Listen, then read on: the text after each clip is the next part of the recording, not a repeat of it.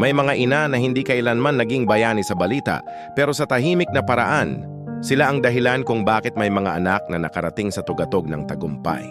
Isa na roon si Aling Maring. Araw-araw maaga siyang gumigising para mamalengke. Sa init ng araw at bigat ng bayong, nakangiti pa rin siya.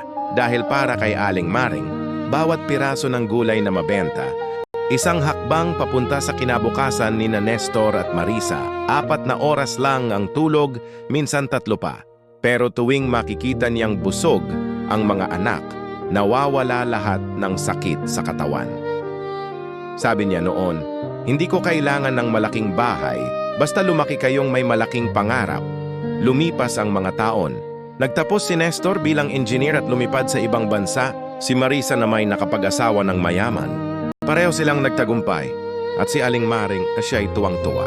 Tila sulit lahat ng pagod. May padala, may tawag paminsan-minsan. Pero habang tumatagal, mas lumalaki ang distansya. Busy ako, Nay, may meeting lang, sabi ni Nestor. Nay, next time na lang traffic sabi ni Marisa. Hindi siya nagreklamo. Ngumiti lang si Aling Maring sa bawat tawag, at tuwing matatapos ang linya, tahimik siyang titingala sa kisame, sasabihin sa sarili, basta masaya sila, ayos na. Hanggang isang araw, bumigay ang katawan ni Aling Maring. Dinala siya sa ospital, mag-isa. Walang bantay, walang bisita. Ang kasama niya lang ang mga larawan ng mga anak sa lamesita. Nagdasal siya, hindi para gumaling, kundi para huwag mag-alala ang mga anak niya.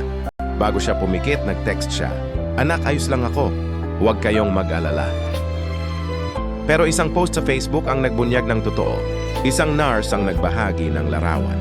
Kawawang Aling Maring, nag-iisa lang sa kwarto. Ang sabi, magaganda ang buhay ng mga anak, pero wala man lang ni isang nagbabantay.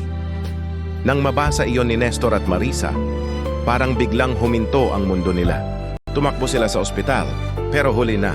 Si Aling Maring tahimik na, mahimbing na. Sa tabi ng kama, may isang lumang sobre. Binuksan nila. Walang pera, walang alahas. Tanging isang papel, may sulat kamay. "Anak, wala akong kayamanan, pero may 2 bagay akong ibinigay sa inyo na hinding-hindi ko na mababawi, ang aking buhay at panahon. Huwag ninyong hayaang ang yaman at tagumpay ninyo ang maging dahilan para maubos ang 2 bagay na ito sa mga mahal nyo. Huwag ninyong hintaying huli na bago ninyo maramdaman ang bigat ng pagsisisi." Napatulala si Nestor. Ang luha niya'y walang tigil sa pagpatak. Niyakap ni Marisa ang malamig na katawan ng ina, paulit-ulit na sinasabing, "Nay, sorry po, sorry po." Ngunit wala nang maririnig na sagot. Ang tanging naiwan ang katahimikan at ang di na mababalik na mga sandali. Mensahe: hindi mo kailangang maging mayaman para mahalin ang magulang mo. Dahil kahit maging pinakamayaman ka, hindi mo na kailanman mabibili ang mga oras na sinayang mo sa piling nila. Tawagan mo na sila. Yakapin mo sila habang nandyan pa. Dahil minsan, ang next time ay hindi na dumarating.